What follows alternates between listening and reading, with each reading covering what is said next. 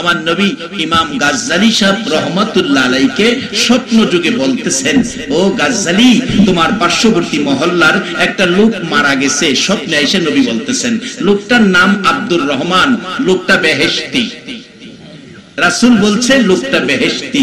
আজকে আপনারা কে মাহফিলে বসা, এমন একটা খবর আপনার জন্য হয়ে যেতে পারে, লোকটা বেহেশতি। তুমি গাজ্জালি তাকে গোসল দিবা, কাফন পরাইবা, জানাজা পড়াইয়া তুমি নিজে কবর নামাইবা। রাসূল বলে গেছে। সকালবেলা ফজরের নামাজ পড়ে ইমাম গাজ্জালি সাহেব হাঁটতে হাঁটতে গেলেন ওই মহল্লায়। জিজ্ঞেস করলেন, তোমাদের মহল্লায় কোন লোক মারা গেছে? লোকেরা কয়, জি একটা লোক মারা গেছে। লোকটার নাম কি? লোকেরা কয়, লোকটার নাম আব্দুর রহমান। নবী যা বলছিল হুবহু তাই। কোন বাড়ি? সামনের বাড়ি। যায় দেখে আত্মীয় স্বজনরা তাকে দাফন করার জন্য চিন্তা করতেছেন, কি করা যায়, কিভাবে কাফন দাফন ব্যবস্থা করা যায়। ইমাম গাজ্জালি সাহেব আল্লাহর ওলি যে হাজির হয়ে বললেন, বাবা দাফন কাফনের মধ্যে আমারও রাখো, আমিও এর মধ্যে শরীক, আমিও তোমাদের সাথে কাজ করব। তবে আজকে রাত্রে রাসূল আমাকে বলল আব্দুর রহমান বেহেশতি। সেই কি কাজ করে বেহেশতি হলো, আমি সেই খবরটা জানতে চাই। লোকেরা কয়, হুজুর সে তো একজন কাঠ মিস্ত্রি ছিল, আমরা যারা মতে একজন কাঠ মিস্ত্রি ছিল। মানে কি কাজ করলো? সে তো বড় কোনো আলেমও না, হাফেজও না, একজন কাঠ মিস্ত্রি, কিন্তু রাসূল বলে গেছে বেহেশতি। ইমাম গাজ্জালি সাহেব বলেন, তাহলে তো তার স্ত্রীর কাছ থেকে জানতে হবে, কারণ পুরুষের এক সময়, বাচ্চাদের এক সময় খবর জানে মা, আরেক সময় যুবকদের খবর জানে স্ত্রী। কেমন ছিল স্বামী? বাজান, এইজন্য হাসরের মাঠে আমার আল্লাহ স্ত্রীর বিচার করবে স্বামীরে জিগায়া, স্বামীর বিচার করবে স্ত্রীরে জিগায়া। স্ত্রীর জিগাইব তোমার স্বামী কেমন ছিল। যদি কয়, প্রভু গো আমার স্বামী ভালো ছিল, খুব ভালো ছিল, আমার স্বামী যা খাইতো আমারে তাই খাওয়াইতো, কোনদিন বাজারে মিষ্টি খাইলে খালি হাতে আইছেন, আমার লেগে দুইটা মিষ্টি এনে রয়েছে, বাজারে বাদাম খাইলে আমার লেগে বাদাম মনে হয়েছে, খুব ভালো ছিল। আল্লাহ বলবেন জান্নাতের পোশাক পরাও। স্বামীও জিগাইব তোমার স্ত্রী কেমন ছিল। যদি স্বামী কয় আমার স্ত্রী খুব ভালো ছিল, আমি বাড়িতে না আসা পর্যন্ত ভাত খায় নাই, দরজাটা খুইলা দাঁড়ায় রয়েছে, আল্লাহ এমন স্ত্রী হয় না। আল্লাহ বলবেন তাকে তুমি বেহেশতের পোশাক পরাও। বাসান, স্বামীর বিচার স্ত্রীর জিগায়া, স্ত্রীর বিচার স্বামীর জিগায়া। কাজী স্বামী স্ত্রী মিল থাকেন, ঝগড়াঝাটি করেন না, কিলাকিলি মোরামুরি করেন না। আপনাদের এদিকে হয়তো কিলাকিলি নাই, আমাদের এদিকে আবার মাঝে মাঝে হয়। এক স্বামী স্ত্রীর 3 দিন কিলাইছিল। কয়দিন? 3 দিন কিল খায়া 4 দিনের মাথায় স্ত্রী স্বামীর জড়ে নিয়েছে। এবার স্ত্রীও বাগায়া মার কিলে এলাইছে। কিল খায়া এখন স্বামী স্ত্রী দুইজনে বইয়া কয়, স্ত্রী কয় তুমি যে আমারে কিলাইলা, তোমারও তো 1 দিন কিলাইছি, আর তুমি যে আমারে 3 দিন কিলাইছো। 3 দিন কিলাইছি তো আমি মন চাইছে কিলাইছি, তোমার মন চা আমার মন চা, তো তোমার কাজটা হইলো আমি স্বামী আমারে কিলাইলা। কয় কিলাইছি জানো, তুমি যে আমার 3 দিন কিলাইছো, আমি যে ব্যথা পাইছি, এই ব্যথাটা তোমারে বুঝাইতাম পারতাছি না। তুমি যে মারো আমারে, মারলে যে আমি ব্যথা পাই, এই ব্যথাটা তো তুমি বুঝো না। আজকা তোমারে কিছু দিলাম, মারলে খাই, মার খাইলে যে কষ্ট লাগে, ব্যথা লাগে, এই ব্যথাটা বুঝাইবার লেগে তোমারে বুঝাইছি। ওখানে বুঝা রাখো, মারলে যে ব্যথা লাগে, ওখানে গেলে মারলে আমি ছাড়তাম না, তুমি একটা দিলে আমি একটা দেন। এরপরে দুইজনে গলাগলি করে কয়, আজ থেকে আর তুমি স্ত্রী আমি স্বামী, আর দুজনে ঝগড়াঝাটি করতাম না, আমরা মিলামিশা থাকুম। নবী কইছে যে এই ঘরে স্বামী স্ত্রী মিল মহব্বত আছে, এই ঘরটা জান্নাতের বাগান হয়ে গেছে। আর নবীর কথা মানবে যারা হবে জান্নাতি, বলুন নবীর কথা মানবে যারা হবে জান্নাতি। না মানিয়া আবু জাহেল হইল দুজকি, না মানিয়া আবু জাহেল। ইমাম গাজ্জালি সাহেব রহমাতুল্লাহ আলাইহি বলেন, তার স্ত্রী কই? পর্দা করে দাও। পর্দার ভিতরে ওই কাঠমিস্ত্রির স্ত্রী বাহিরে ইমাম গাজ্জালি ডাকতেছে, মা তোমার স্বামী রাসূল বলে গেছে বেহেশতি, রাসূল বলে গেছে তোমার স্বামী বেহেশতি। মা বলো কোন আমল করে তোমার স্বামী বেহেশতি হলো? তুমি তো আমল সম্পর্কে জানার কথা, তুমি তার স্ত্রী।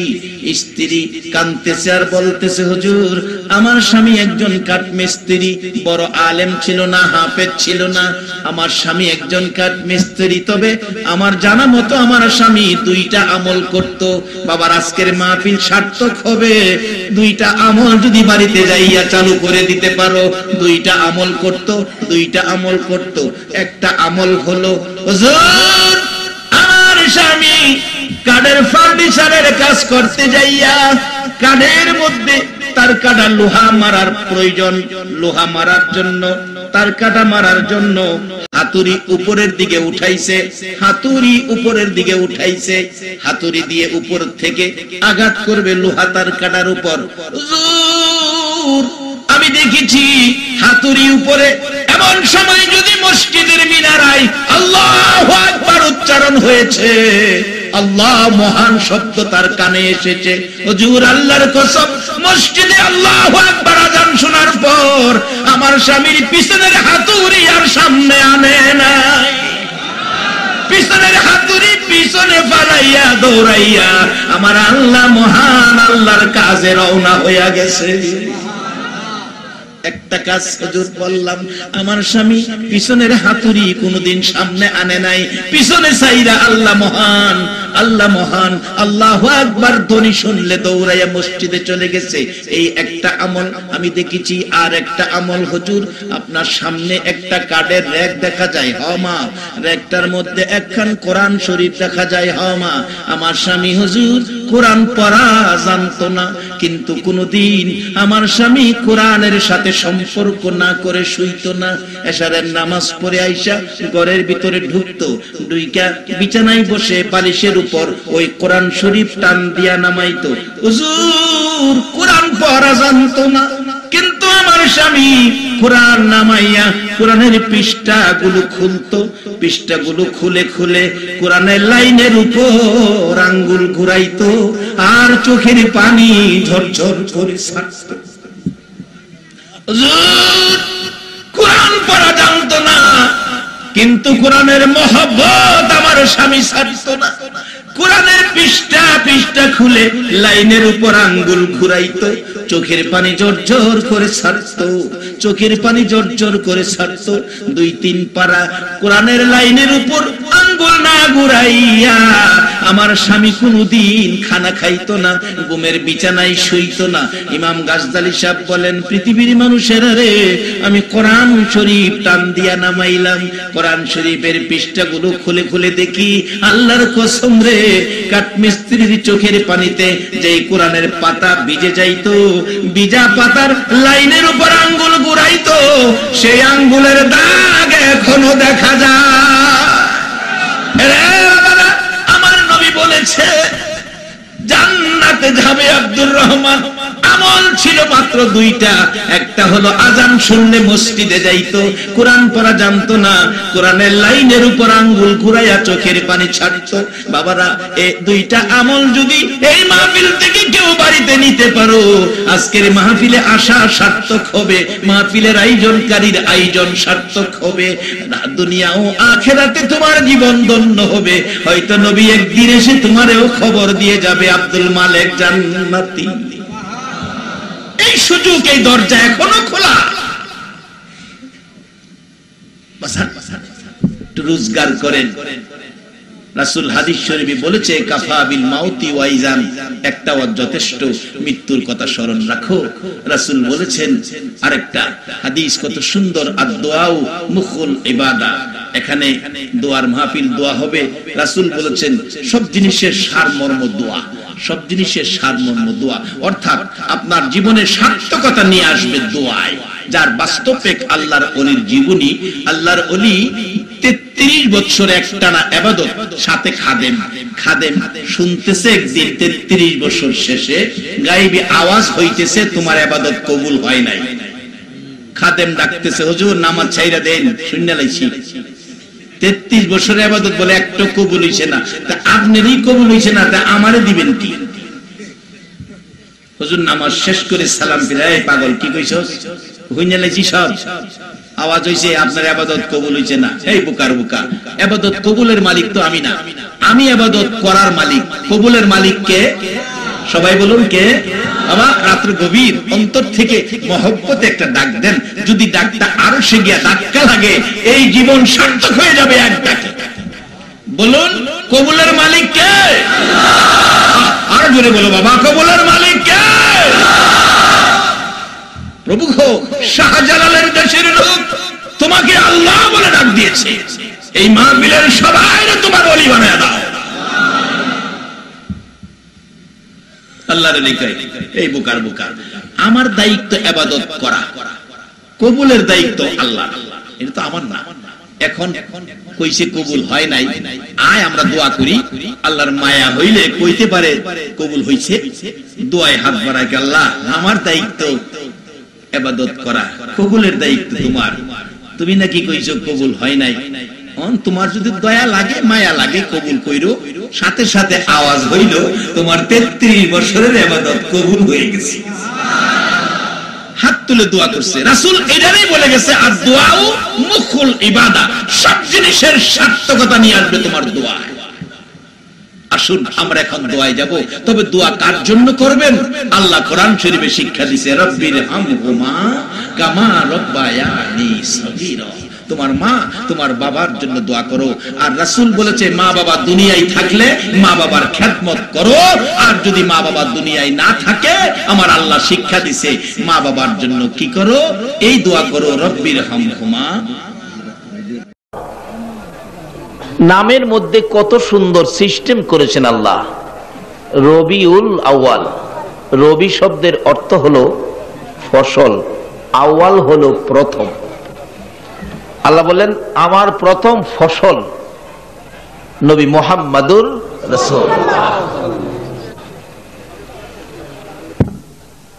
যেদিন আমার আল্লাহ একা ছিলেন, আল্লাহ বলে ডাক দেওয়ার কেউ ছিল না, লা ইলাহা ইল্লাল্লাহ বলার মতো কেউ ছিল না।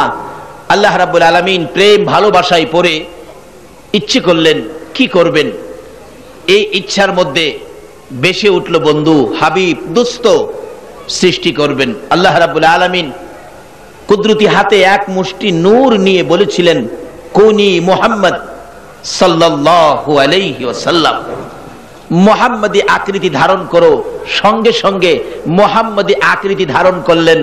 আমার আল্লাহ দেখে, বন্ধু যে বানাইলাম এত সুন্দর, হায় হায়, আমার আল্লাহ নিজে কুদরতি চোখে আমার আপনার নবীর দিকে এক ধ্যানে 40 বছর তাকায়া ছিলেন। কোন নবীর উম্মত আপনারা? এত মর্যাদা কেন? আল্লাহ বলেন, আমার বন্ধু এত সুন্দর, এ বন্ধুকে আমি একা দেখবো? হয় না। আমি আল্লাহ যে কত সুন্দর বন্ধু বানাইলাম, আমার যে কত শক্তি, আমার যে কত ক্ষমতা, এটা প্রকাশের জন্য আমি কি করব? একটা পৃথিবী সৃষ্টি করব। এই বন্ধুকে, এই বন্ধুর প্রকাশ গঠনের জন্য আমি একটা জগৎ সাজাবো। আল্লাহু আকবার বলুন।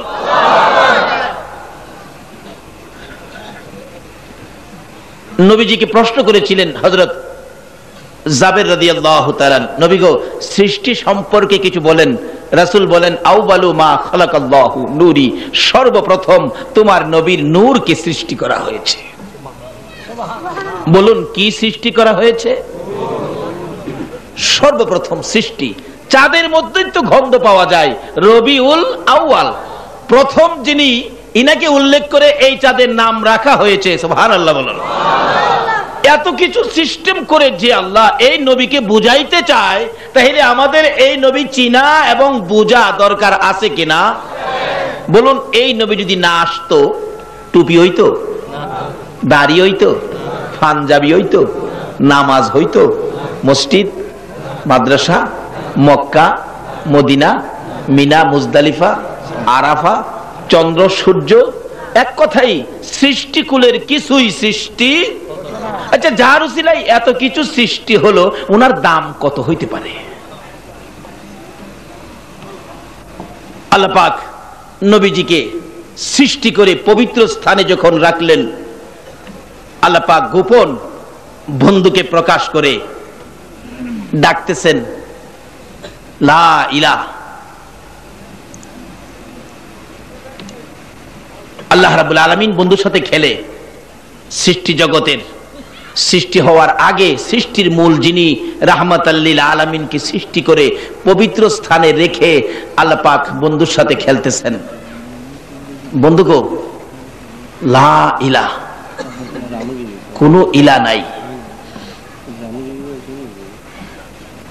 লা ইলাহা শব্দ হইতেছে। আমার আপনার নবী কিন্তু শব্দ শুনে দেখে না কাউরে। আচ্ছা আমরা কি আল্লাহকে দেখি? আল্লাহ তো গোপন, নবীজি প্রকাশ, দেখে না কেউ রে। যেমন দেখবেন অনেক সময় প্রথম সন্তান, মা বাবার আদরের সন্তান, এই দেখবেন 7 মাস 8 মাস 9 মাস 10 মাস বাচ্চাটা বসতে পারে, একটু হামাগুড়ি দিতে পারে। দেখবেন বাচ্চার প্রতি কত ভালোবাসা, মার কত মহব্বত। দেখবেন বাচ্চাটারে খাটের মধ্যে মাঝখানে বসায়া দরজার আড়ালে যাইয়া মা দেখবেন টু টু শব্দ করে, মার শব্দ পায়া বাচ্চা দেখবেন মার ভালোবাসার শব্দের প্রকাশ, কিন্তু মায়ের প্রকাশ পায় না, তালাশ করতে থাকে। অবশেষে যখন একেবারে কোনো সুযোগ সন্ধান মিলে না, আওয়াজ শুনে দেখে না, বাচ্চা দেখবেন কি হয়, আপনার অসহায় হয়ে ঠোঁট ভাঙতে থাকে, কাঁদবে কাঁদবে এরকম ভাব হয়ে যায়। এমনি সময় মা দেখবেন সামনে এসে ডাক মারে, ওয়া আমি প্রকাশ। আমার আল্লাহ বলেন, বন্ধু গো, লা ইলাহা, কোনো ইলা নাই। আমার আপনার নবী পাক, নবী পাকের নূর মুবারক থেকে যে প্রেম ভালোবাসা শুরু হয়ে গেল, এবার কোনো কিছু দেখে না, দুর্বল হয়ে পড়লেন, অসহায় হয়ে পড়লেন। আল্লাহ রাব্বুল আলামিন বন্ধুর ভালোবাসার দরজায় দাঁড়িয়ে বললেন, ইল্লাল্লাহ, আমি ছাড়া বন্ধু তোমার কেউ নাই। আমার নবীজি তখন জপতে শুরু করলেন লা ইলাহা ইল্লাল্লাহ। নবীজি জপতে থাকে লা ইলাহা ইল্লাল্লাহ, আল্লাহ ছাড়া আমার কেউ নাই। আল্লাহ কই, বন্ধু গো, আমি ছাড়া যখন তোমার কেউ নাই, আমিও জপতে শুরু করলাম মুহাম্মাদুর রাসূলুল্লাহ সাল্লাল্লাহু আলাইহি ওয়াসাল্লাম। একদিকে জপে আমার নবী লা ইলাহা ইল্লাল্লাহ, আরেকদিকে জপে আমার আল্লাহ মুহাম্মাদুর রাসূল। লা ইলাহা ইল্লাল্লাহর ভিতরে 12 অক্ষর, আল্লাহু আকবার বলুন। মুহাম্মাদুর রাসূলুল্লাহর ভিতরে দেখবেন 12 অক্ষর। কত সুন্দর মিল! লা ইলাহা ইল্লাল্লাহর মধ্যে 12 অক্ষর, মুহাম্মাদুর রাসূলুল্লাহর ভিতরে 12 অক্ষর। কোন নবীরে বানাইয়া রে এত বড় পৃথিবী আমার আল্লাহ সাজাইলেন? অক্ষর তো মাত্র 12। আমার আল্লাহ বলেন, বন্ধু গো, তোমার নামে 12, আমার নামে 12, 24 অক্ষরে একটা কালিমা বানাইলাম গো বন্ধু। এবার রাত্র দিন বানাইলাম, রাত্রে দিলাম 12 ঘন্টা, দিনে দিলাম 12 ঘন্টা। বন্ধু গো, এ রাত্রে আর দিনে 12 ঘন্টা 12 ঘন্টা 24 ঘন্টার অপরাধ লইয়া, অন্যায় লইয়া, গুনাহ খাতা লইয়া যারা তোমার আর আমার নামের 24 অক্ষরের কালিমাটা তেলাওয়াত করবে গো, 24 অক্ষরের কালিমার বিনিময়ে আমি আল্লাহ কথা দিলাম, ওই 24 ঘন্টার গুনাহগুলো আমি আল্লাহ মাফ করে দিব। শুরু করলেন প্রেম ভালোবাসার খেলা, মন্ত্র শুরু হয়ে গেল। আস্তে আস্তে আস্তে আস্তে অনেক লম্বা ঘটনা করে ওখান থেকে আলোচনা কইরা মা আমেনার কুল পর্যন্ত আসতে গেলে 90 বছরও শেষ করা যাবে না। যাই হোক, এই ভালোবাসার বন্ধুকে প্রকাশ করবেন কিসের মাধ্যমে, কোথায় দেবেন? আল্লাহ পাক সমস্ত পৃথিবীকে প্যান্ডেল বানাইলেন এই বন্ধুর আগমন গঠনের জন্য। সমস্ত পৃথিবী প্যান্ডেল, মক্কা নগরকে বানাইলেন স্টেজ। আল্লাহু আকবার বলবেন, হুজুর মক্কা নগরকে স্টেজ বানাইলো কেন? আমরা বাংলাদেশে বানাইলে তো ভালো ছিল। আসলে মক্কা নগরে স্টেজ বানানোর কারণ হলো মক্কা নগরটা মরুভূমি, এটা অভাবী, কিছু হয় না। কারণ যে নবী আসবেন ইনি হলেন রাহমাতাল লিল আলামিন। কারণ এই নবীর আগমনে বরকতে কিছু পাবে, এজন্য এই নবীর আগমনটা এই যে সেই ঘটানো হলো। যেমন বাস্তবে আসেন, একজন মহামান্য ব্যক্তি যদি আপনাদের এলাকায় কোনো মন্ত্রী, মিনিস্টার, কোনো ক্ষমতাবান, কোনো দয়াবান ব্যক্তি যদি আসে, দেখবেন মন্ত্রীকে আনে কোন রাস্তাটা দিয়ে, যে রাস্তাটা একটু ভাঙ্গা। মন্ত্রী দেখেই বলবেন, কি ব্যাপার, আপনাদের এলাকার উন্নয়ন হয় নাই? এরকম কেন? রাস্তাঘাট স্যার আপনার সুদৃষ্টি সুনয়নের জন্য, সুদৃষ্টির জন্য এই রাস্তা দিয়ে আমরা যে কত কষ্ট করি মাননীয় স্যার, এই জন্য মন্ত্রী মহোদয় আপনাকে এই রাস্তায় আনা হলো। আল্লাহ বলেন, ও আরবের মানুষ, তোমরা চিন্তা করো না, আমি এমন এক মন্ত্রীকে এই জগতে পাঠাবো যার সুনজরে, যার দয়ায় তোমরা সোনার খনি পেয়ে যাবে। জোরে জোরে বলুন সুবহান। সমস্ত পৃথিবী হলেন প্যান্ডেল, মক্কা নগর হলো স্টেজ, মা আমেনার কুল হলো আসন। এমন এক আসন বানাইলেন যে আসনে এই অতিথি, এই নবী ব্যতীত আর কেহ বসার সাহস নাই।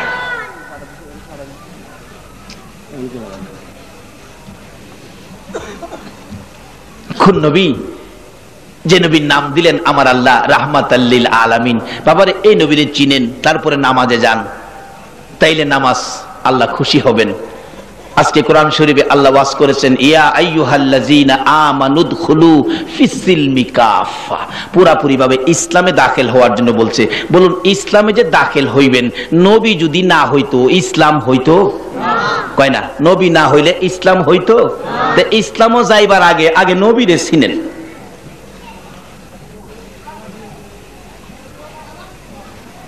আবার বলছে, ইসলামে দাখিল হইছো, ফাদখুলি ফি ইবাদি, তোমরা আমার ইবাদতে ঢুকো। আল্লাহ বলতেছেন, আমি কি করব? ওয়াদখুলি জান্নাতি, আমি তোমরা জান্নাতে ঢুকাবো। আচ্ছা বলুন, নবী না হইলে ইবাদত হইতো? জান্নাত হইতো? কিচ্ছুই নাই। তাহলে আগে চিনতে হবে যার উসিলাই সব, তাকে চিনেন, তাকে ছাড়া ইবাদতে যাইন না, হবে না, কোনো কাজ হবে না।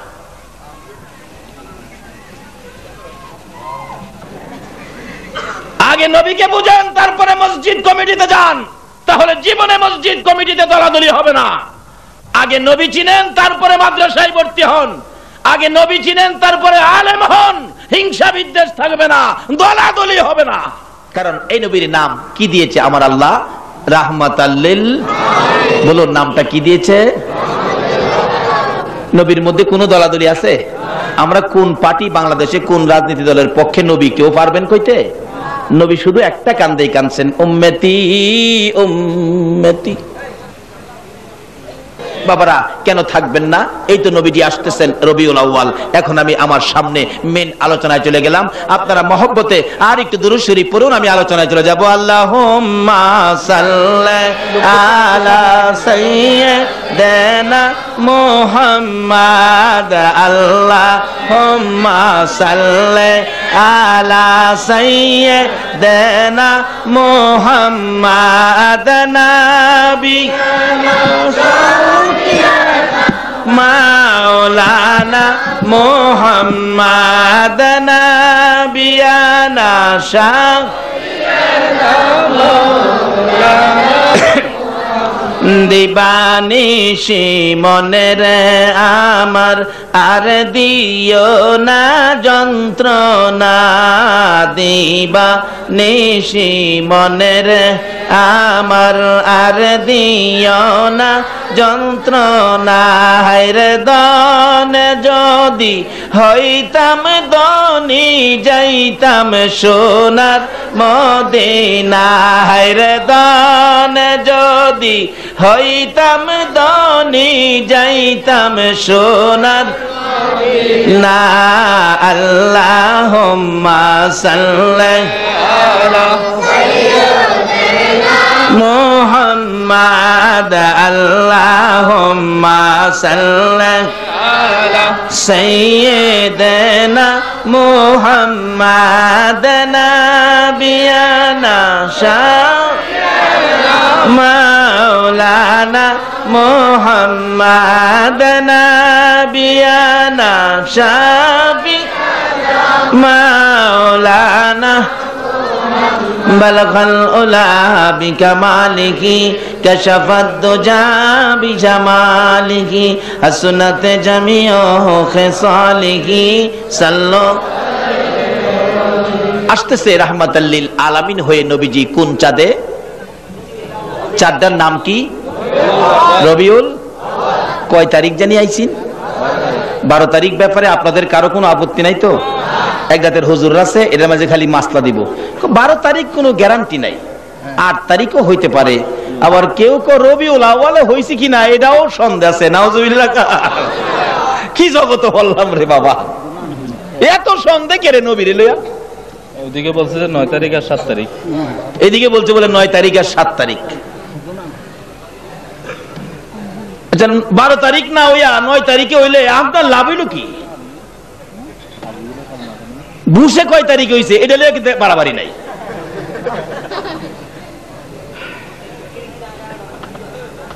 বলুন আমরা যারা মিলাদুন নবীর পক্ষে, নবী কয় তারিখে আসছে? আর কোন মতভেদ? মতভেদ নবী নিয়ে কোনো মতভেদ? ডাকাডাকি? 12 তারিখে আইছে। বলুন কয় তারিখে? 12 তারিখে নবীজি দুনিয়াতে আসবে এই নির্ধারণ করলেন কে? আল্লাহ। আরো জোরে বলুন কে? না এই দেশের কোন ডাক্তারে তারিখ দিছেন? ডাক্তারে তারিখ দিব, ডাক্তারে জানলেনে দিব। মা আমেনা বলেন রাহমাতাল লিল আলামিন যখন আমার পেটে, আমি ঘুমাইলে রাত্রে আমারে অন্যান্য নবী রাসূলগণ আয়েশা ডাকে, আমেনা গো তোমার পেটে রাহমাতাল লিল আলামিন, তুমি সাবধানে থাইকো, তোমার মতো ধন্য মহিলা পৃথিবীতে আর কেউ নাই। পেটের দিকে তাকাইয়া, ভিতরের দিকে তাকাইয়া দেখি পেটের ভিতর থেকে এমন একটা নূরের রোশনি বাহির হইতেছে যার দিকে আমি তাকাইয়া থাকতে পারি না। কিসের রোশনি?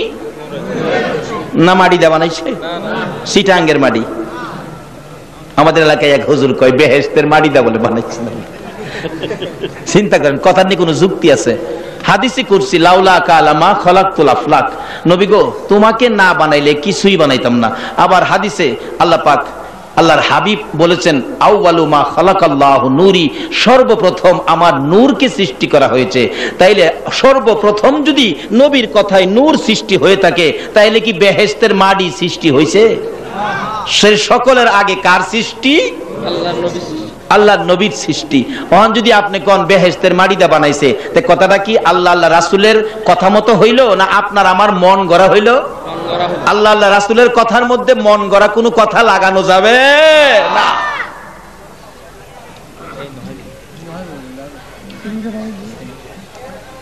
নবীজি নূরের নবী আসতেছেন। মা আমেনা বলেন পেটের দিকে তাকায় দেখি কি রোশনি। আসলে এই নূর থেকেই তো সব। আজকে বিজ্ঞান বলে চন্দ্রের নিজস্ব কোনো আলো নাই, চন্দ্রের নিজস্ব কোনো ক্ষমতা নাই। চন্দ্রে আলো নেয় কার থেকে? সূর্য থেকে। বিজ্ঞানকে জিজ্ঞেস করেন আলো নেয় কোথা থেকে? সূর্যের থেকে। এবার সূর্যকে প্রশ্ন করেন, ও সূর্য তুমি এত আলো পাইলে কোথা থেকে? পৃথিবীর কোন বিজ্ঞানের বাবার ক্ষমতা নাই এই প্রশ্নের জবাব দিতে। সূর্য জবাব দিবে আমি আলো গ্রহণ করেছি নবী মুহাম্মদুর রাসূলুল্লাহর নূর মুবারক থেকে। নারে তাকবীর। বাবারে এগুলি বুঝলেই আর সমস্যা হয় না। কোনো বুঝতেন না, বুঝাইতে চাইবো আল্লাহ এক, আপনি বুঝবেন ছাগল একটা। কিভাবে হবে? সোজা পথে আসেন। আমাদের পথ সোজা, সিরাতাল মুস্তাকিম। বেজাল পথ মুসলমানের পথ নয়, মুসলমানের পথ সোজা পথ। এই পথ পাইতে গেলে নবীর কাছে যান, এই পথ পাইতে গেলে আল্লাহর ওলিদের কাছে যান।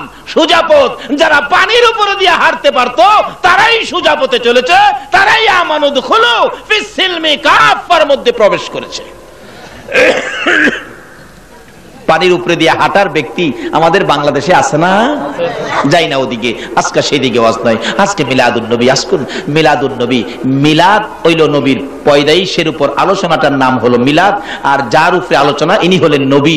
মিলায়া হইল মিলাদুন নবী, যার উপরে আমার আল্লাহ নিজে দুরূদ ও সালাম প্রেরণ করে। কেউ কেউ আবার আপনারা এসে বলবে নবী যেমন দুনিয়াতে আইছে মার করতে হইছে, আমরাও মার করতে হইছি। নবীর যেমন বাবা আসিন আমরারও বাবা আসিন। নবী যেমন প্রস্রাব পায়খানা করছে আমরাও প্রস্রাব পায়খানা করছি। নবী বিবাহ শাদী করছে আমরাও বিবাহ শাদী করছি। নবী যেমন মানুষ আমরাও এমন মানুষ। দেখবেন সুন্দর করে যুক্তি দিয়া বুঝাইব। বাবারে এটা আমিও মানি, নবী যেমন মানুষ আপনিও মানুষ। নবীও মার করতে হইছে আপনিও মার করতে হইছেন। নবীর নাম আজানে আছে, আপনি যখন মার করতে হইছেন আপনার নামটা একদিনের লেগে আজানও লাগাইছে বাপের বেড়া হইলে। নবী পা উঠাইলে আল্লাহর আরশে যাইতো, আঙ্গুল ইশারা করলে 7 2 টুকরা হইতো। এই মানুষ তোর 14 ফিরনি বার বলে আকাশের 4 2 টুকরা করতো। অত ভাল লাগে কেন নবীরে আমার মতো মানুষ বানাইলে? এগুলি না, এই কাজ করার জন্য নবীকে আমাদের সামনে দেয় নাই। ভাই সাহেব, একরকম হইলেই কি আসলে একরকম হয়? আপনারা বাতাসা চিনেন? বাতাসা, বাতাসা চিনেন? এখন গোলাপান চিনত না। বাতাসা কিরকম? এরকম না, গোল গোল না? টিক্কা চিনেন? টিক্কা, টিক্কা কিরকম? সিগারেট কিনে খাই, দেখছেন? উড়াই দিতেছি। এখন হলো উড়ানের যুগ, ফুতফুতের যুগ। আগে হুক্কা খাইতে মানুষ বেজাল টেজাল পানির মধ্যে আটকা যাইতো, বেচারা হুক্কা খাই, টিক্কা লাগে। টিক্কা আর বাতাসা সাইজ একরকম না? একরকম সাইজ না? আচ্ছা, সাইজ একরকম। অন টিক্কারে যদি আপনি বাতাসা মনে করেন, কামইব? দেখবেন প্রাইভেট গাড়ির মধ্যে প্লাস্টিকের আঙ্গুর তাহে, দেখছেন? প্লাস্টিকের আঙ্গুর প্রাইভেট গাড়ির সামনে ঝুলাই রাখে না? একই সেম আঙ্গুর। আজকে আইসা বাবুর্চি সাহেবের ঘরে, ফারুক ভাইয়ের ঘরে খাইছি আঙ্গুর, সেম এরকম আঙ্গুর প্লাস্টিক দিয়ে বানায় গাড়ির সামনে ঝুলায় রাখে। আপনি যদি খন আব্বু আঙ্গুর খামু, এই দুইটা আঙ্গুর প্লাস্টিকের মুহ দিয়া কিয়ামত পর্যন্ত চা পাইবেন, বাজারের গাছের আঙ্গুরের মজা পাইবেন। দেখতে তো একই। মা আয়েশা বলেন, আমার নবীকে তোমাদের মতো মনে করো না। আমি একদিন, মা আয়েশা বলেন, আমি একদিন নবীকে যাচাই করেছি। কিভাবে? নবী পায়খানা মুবারক আদায় করে আসলে মা আয়েশা বলেন, আমি দেখতে গেলাম নবীজির পায়খানা মুবারকের রংটা কেমন। আল্লাহর নবীর, আল্লাহর বন্ধুর পায়খানা মুবারকের রং কোন সাইজ, কোন কালার, একটু দেখবো। গেলাম, যায় দেখি পায়খানা নাই। ঘরে আইছে, নবীজিকে আয়েশা কই গেছিলা? আচ্ছা, নবীর কি জানতে বাকি আছে? কই গেছি? কই গেছিলাম? না হুজুর গেছিলাম, মানি গেছিলাম। আরে মানি না, কই গেছিলা কও? হুজুর কইতাম, গেছিলাম আপনি যে আল্লাহর বন্ধু, আপনার উসিলাই সব, আপনার পায়খানা মুবারকের রংটা কেমন দেখতে গেছিলাম। দেখছো? না হুজুর দেখি নাই তো। কেন, পায়খানা করেন নাই? পায়খানা করছি। তাহলে কই? কিচ্ছু পাত্তা পাইলাম না। রাসূল কয়, আয়েশা রে, তুমি ভাববো না আমি তোমাদের মতো একজন মানুষ। এই টিক্কা, বাতাসার সাইজ হয়ে মনে করো না তুমি বাতাসা, তুমি টিক্কা, তুমি বাতাসা না। আয়েশা, আমি যখন পায়খানা করতে বসি জমিন হা করে থাকে, আমি রাসূলের পায়খানা খাওয়ার জন্য। আরে যে রাসূলের পায়খানা খাওয়ার জন্য জমিন হা করে থাকে, তুমি যে নবীর মতো হইলা, আমার মতন কইলা, তোমার পায়খানা তো কুকুরও খায় না। বাবারে, কাজ করেন, কথা বলেন, সাবধানে বলেন। নবীর সাথে বাড়াবাড়ি নয়, নবীর সাথে বেয়াদবি নয়, অবস্থা ভালো হবে না। আল্লাহ আমাদেরকে সঠিক বুঝ দেখ সকলে।